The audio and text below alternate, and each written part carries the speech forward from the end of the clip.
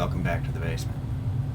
So I have this round column mill, and like all round column mills, it can be really challenging if you need to change the height of the head on the column while you have it set up, because as soon as you loosen up the head against the column and swing it, you've lost your vertical alignment to the workpiece. That is the Achilles heel of a round column mill. Now Bruce Witham has devised a method where he attaches a brace to the column and then braces the head to that, aligns the head with the brace. And then when the head moves up and down, it cannot change distance. It can't change its rotation. This particular mill, it is an older one, I can't say how old, but this particular mill, once you have clamped these down, you cannot move the head vertically until you have broken it free left and right.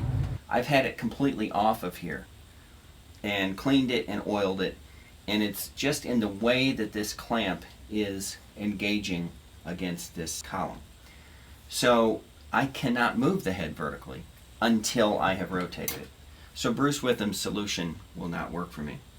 But I've come up with a solution that I think will work.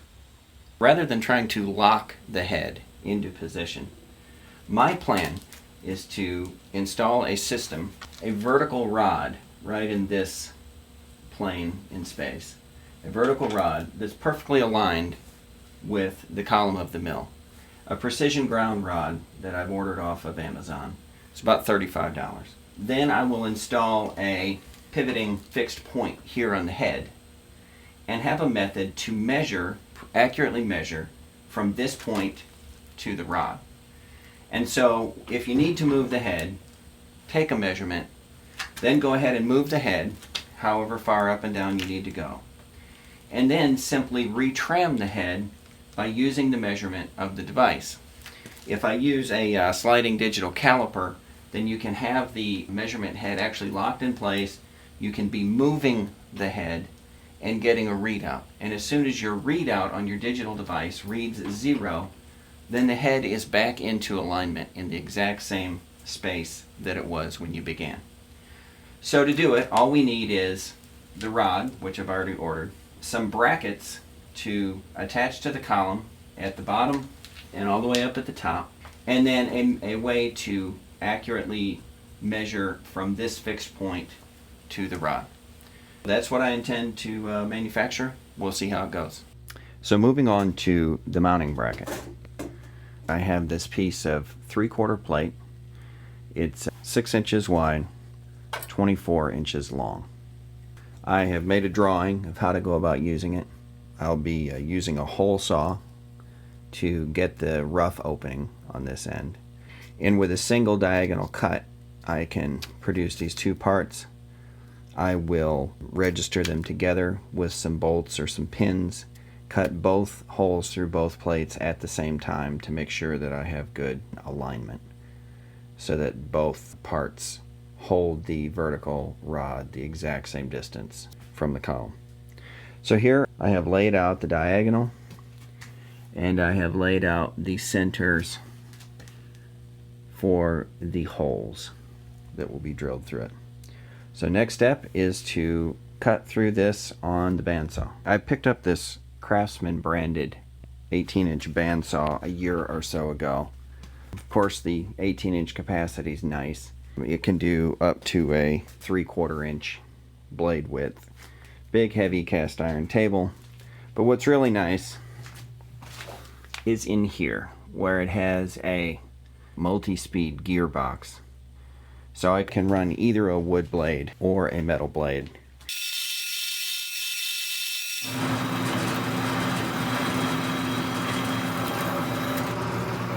I have the plates stacked on top of each other, set up here in the mill drill. I had to remove this back jaw and move it to the back because this is just a hair over 6 inches, and with the jaws installed the vise goes to 5 7/8, so I had to give a little more capacity. I have a kind of a DIY machinist jack put under here to support this in, and then I have the two plates clamped together. So my plan is to drill and countersink and install these, what do you call that, a recessed head, a flat head screw, and these should kind of have a tendency to self-register. You know, once this thing is locked down, the two pieces cannot move in relation to each other because that head is locked into the top half and the threads are locked into the bottom half.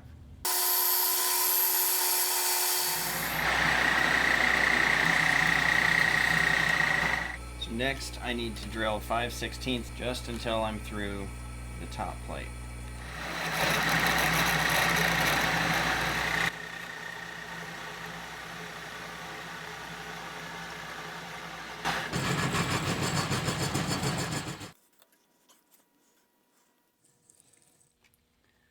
I'm getting ready to face mill across here. This surface is not critical, it's just for appearance's sake that they kind of look clean and nice. A quick word about the setup of this thing. So obviously we want this surface to be level in relation to the mill. So the way I went about that to get it close is I just put my level right on my vise and look at where the bubble's at. It's actually a little bit, the whole mill is a little bit off level. This end is low. But I just put the level up here until the bubble read to the same place. And it is pretty much dead on. So that was just a quick way to get the thing up to level.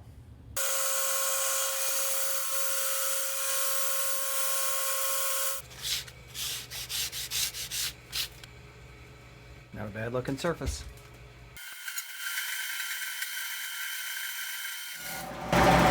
Using a wiggler to find the center. This is a gear reduction piece and it has all kinds of play to it.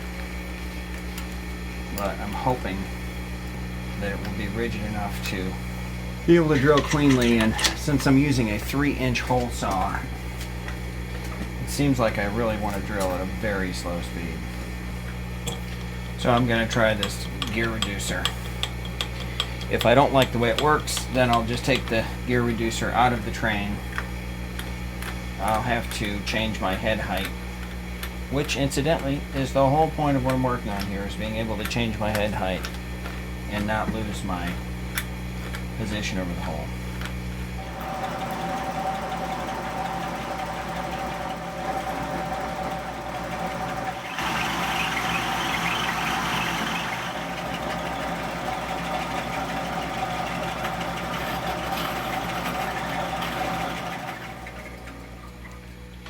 Experiment abandoned. I can't hold on to it. It's just kind of transferring most of the torque to my left hand, which I can't begin to hold.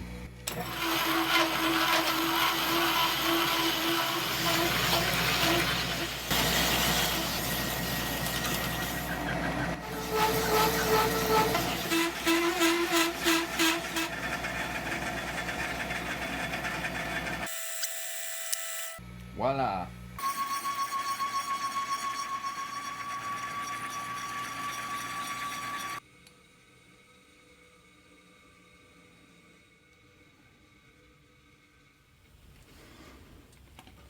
$4.11.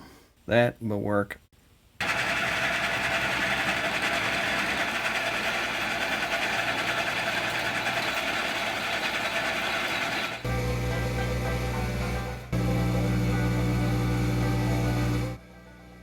$7.87.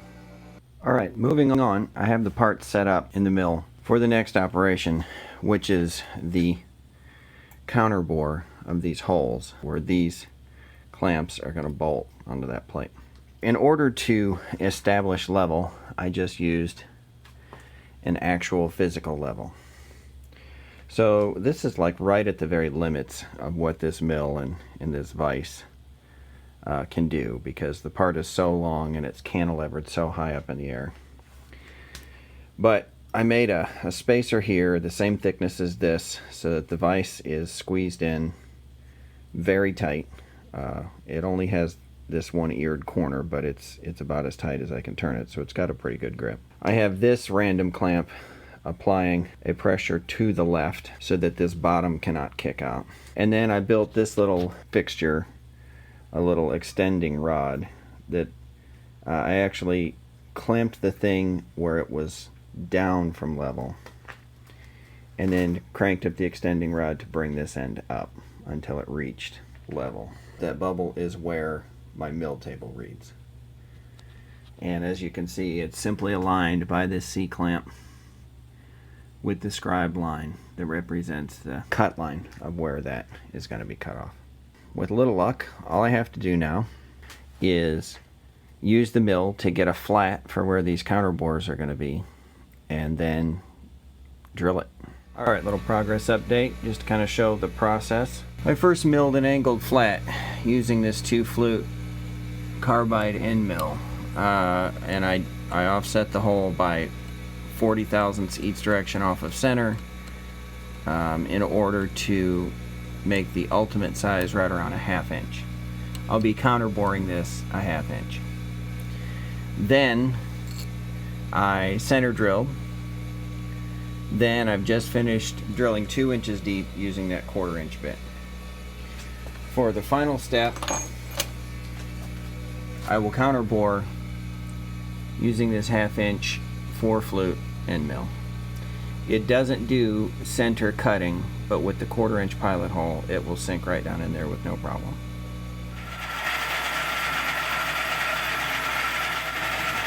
That's now been counter bored out to receive the head of the socket head screw.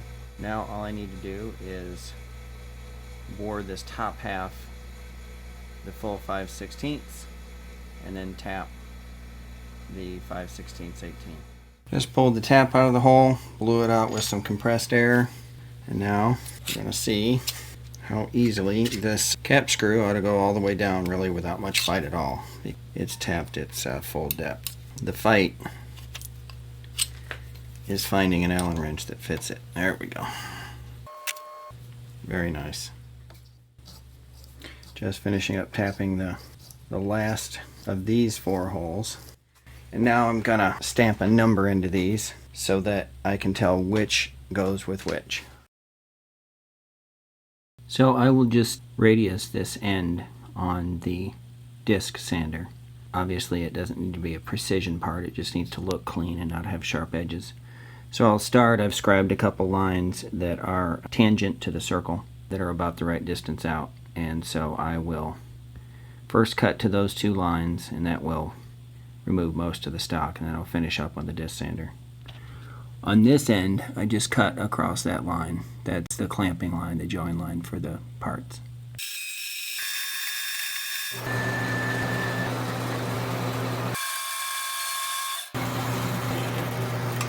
Alright, from here on out, I will remove these screws and work with the pieces individually just to clean them up on the disc sander. There's no longer any real benefit to working them together. Actually, I just realized I have to saw right here. I'll do that, and then I'll be done working with them bolted together.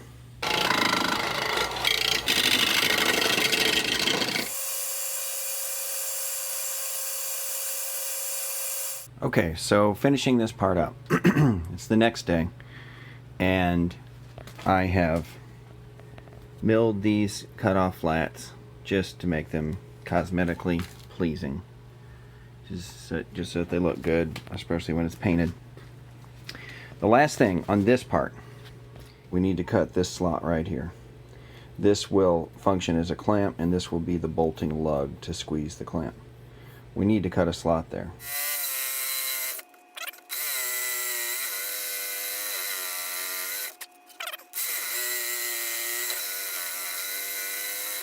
I'm just using my best judgment on what is the best speed. I think that my greatest danger is burning it, so I'm trying not to do that. And there it is.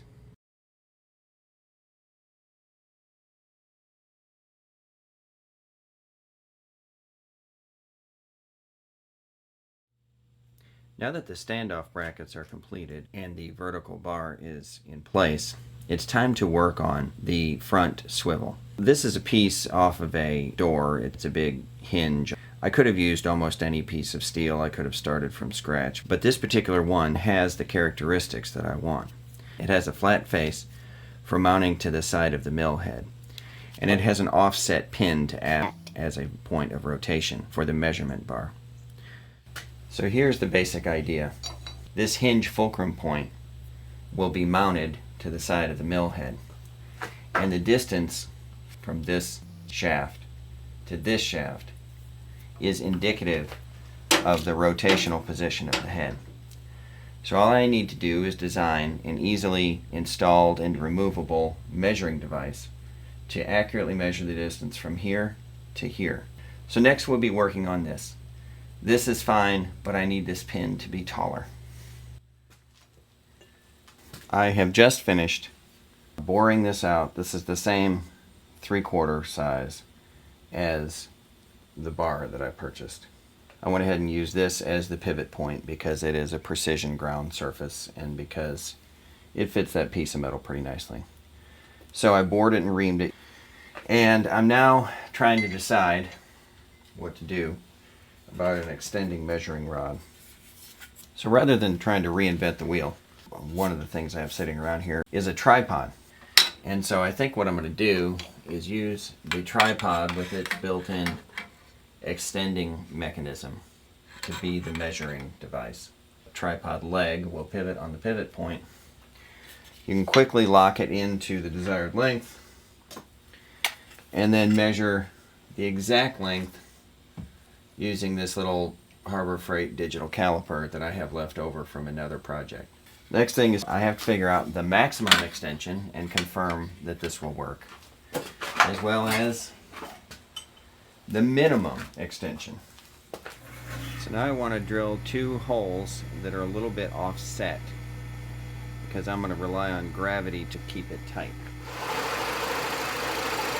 So what I'm doing right now is some handwork, some file work. I have this teardrop shaped hole, and I will file these V-shaped ridges until the bar can just drop vertical. Currently it's at about 4 or 5 degrees. So I'll keep filing that gently until the bar can just go vertical. And at that point, the weight of the lever itself will make it tight on the bar. And it should have 0 play because the weight will continue to pull down and to center it. These are 1/4 hex head cap screws. I have these drilled and tapped just deep enough because the spindle is right behind there. We have a vertical bar in place. This is teardrop shaped, sloping down to this side and sloping up to that side. So when you put it on the bar, you raise it above center and then let it rest. It comes to center and it's very tight. Now I have to attach the digital caliper to here and a tight way of attaching to this rod. So headed into the Homestretch. I found this spring clip. It's off of a conduit attachment piece. It had big barbs right here. I cut those off with a cutoff tool. Attach that to one leg of the digital caliper. Then attach the other leg of the digital caliper here to this end. And so now this caliper can work in any extension of the piece. So all we have to do now is calibrate this vertical rod. And the way I'm going to do that is I'm going to drill a hole, indicate that hole, change the height of the mill, insert a long rod in the spindle, re-indicate the hole, like manually play with it to find until I'm exactly centered over top of the original hole, and then return this, move this bar until the indicator reads 0. So for the first time I'll kind of do it in reverse. I will manually find the new height of the head and adjust the bar to match the head. After that, the bar will be the point of reference and the head will adjust to the bar. Okay, so I have this nice clean hole that's reamed and fairly round, and I have it centered on this indicator, which I have set up into chucks that it kind of acts as a coaxial. I have set up my measurement stick and zeroed it out. So what I will do now is raise the mill up to its highest position from here, and then recenter that hole on the coax indicator, and then adjust the bar until the measurement tool reads 0. So I have just finished aligning the bar, the new alignment bar, with the column. With the upper bracket loose, I tapped the bracket, tapped the bar, until the indicator read 0 again. That tells me that with that travel of the head, that the indicator is reading 0 at both points. That tells me that this alignment bar is parallel to the mill column. And let's talk a little bit about how this works now. So this bar is now perfectly parallel with the column. And I have a way of accurately measuring this hypotenuse between the bar and the side of the mill head. So let's say that I am doing some work here above this hole, and I'm set up in such a way that I need to keep the spindle directly above the hole. And for some reason, I don't have enough travel for the spindle to reach the hole. So if I need to move this head down to change out tooling or change out some other kind of thing, this system will now help me to align.